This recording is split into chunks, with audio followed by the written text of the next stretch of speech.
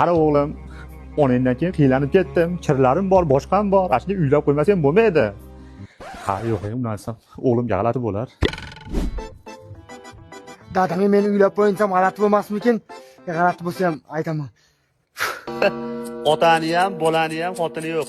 Dardi ichida, ko'ringlar-da. Dada, assalomu alaykum. Sizda gapim bor. Gaping bo'lsa gaplashamiz, bolam. Yur, ochiq havoda gaplashamiz. Ha, mo'la. Nima gap bolam?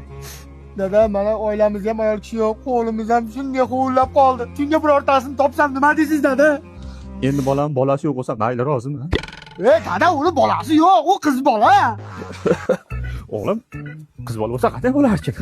Dada, zo'r bo'ladi. Xuddi rahmatli onam qo'yib qo'ygandek o'zi. O'g'lim yoshi katta bo'lib, ancha aqli kirib qoldi. Malades bolam. Endi bolam yoshing katta bo'lib qoldi, aqli hushing joyida. Nima desang, shu bolam. Yes, uyanaman.